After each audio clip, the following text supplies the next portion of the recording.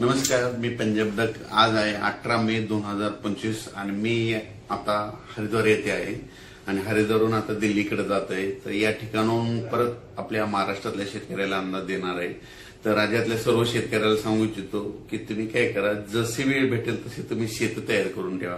कारण की राज्यामध्ये आज 18 मे पासून तर 30 मे पर्यंत धो पाऊस पडणार आहे, मुसळधार पडणार आहे। म्हणून हा अंदाज लक्षात घ्यायचा। सांगायचं झालं तर पाऊस मुसळधार कसा असणार आहे, पहिल्यांदा मुसळधार पाऊस सांगतो। 18 मे ते 30 मे दरम्यान मुंबईला अतिमुसळधार पाऊस पडणार आहे, म्हणून हे अंदाज लक्षात घ्यायचा। त्याच्यानंतर नाशिक जिल्ह्यासाठी देखील अतिमुसळधार पाऊस पडणार आहे, म्हणून हा अंदाज लक्षात घ्यायचा। पुणे जिल्ह्याला देखील मुसळधार पाऊस पडणार आहे।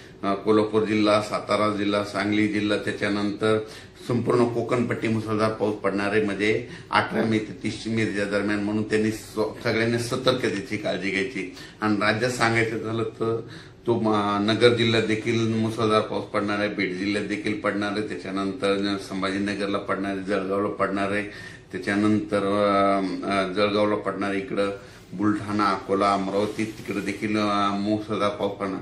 म्हणजे सांगायचं झालं तर 18 मे पासून तर 30 मे पर्यंत, 18 पासून जवळपास 12 दिवस दररोज 2-2 दिवस भाग बदलत ओढे नाले वाहतील असा पाऊस पहिली वेळ मेच्या शेवटच्या आठवड्यात येणार आहे, म्हणून हा अंदाज लक्षात घ्यायचा। मग सांगायचं झालं तर पूर्व विदर्भ, पश्चिम विदर्भ, दक्षिण महाराष्ट्र, उत्तर महाराष्ट्र, कोकणपट्टी, खानदेश, मराठवाडा सगळीकडेच मध्ये जोराचा पाऊस पडणार आहे। कोणतंही गाव याच्यातून वंचित राहणार नाही, म्हणून हा अंदाज लक्षात घ्यायचा।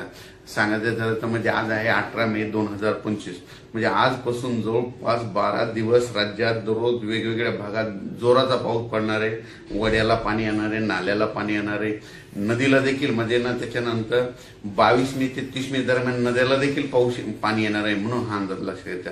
म्हणजे बऱ्याच काही अशा नद्या आहेत त्यांना देखील म्हणजे ओढे नाले वाहणार आहेत, म्हणून हे लक्षात घ्यायचं। आणि नद्याला देखील पाऊस येणार आहे, म्हणून हा अंदाज लक्षात घ्यायचा। पण काय झालं, परिस्थिती अशी की महाराष्ट्रातल्या शेतकऱ्याचे आणखीन शेत दुरुस्त नाहीत। शेतकऱ्याला सांगू इच्छितो, ह्या म्हणजे 12 दिवसामध्ये काही भागामध्ये पाऊस नसणार, त्यावेळेस तुम्ही काय करा, रोटावेटर, कल्टिवेटर करून तुम्ही तुमचे शेत तयार करून ठेवा।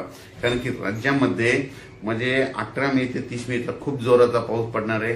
एवढा मान्सून पूर्व पाऊस तुम्हाला कधी पाहायला भेटणार नाही, इतका पाऊस हा तुम्हाला या ठिकाणी दिसणार आहे। हा मुसळधार पाऊस तुम्हाला सांगायचं झालं तर कोल्हापूर जिल्ह्याला खूप पडणार आहे, त्याच्यामुळे कोल्हापूर देखील नदीला पाणी येणार आहे, म्हणून कोल्हापूरवाल्यांनी लक्षात द्यायची। पुणे जिल्ह्याला देखील झोडपून काढणार आहे, पुणे जिल्ह्यामध्ये देखील अतिमुसळधार पाऊस पडणार आहे। त्याच्यानंतर मुंबईला देखील मुसळधार पाऊस पडणार आहे। मुंबईकरांनी सर्वांना विनंती आहे की तुम्ही काय करा, तुमचं जनजीवन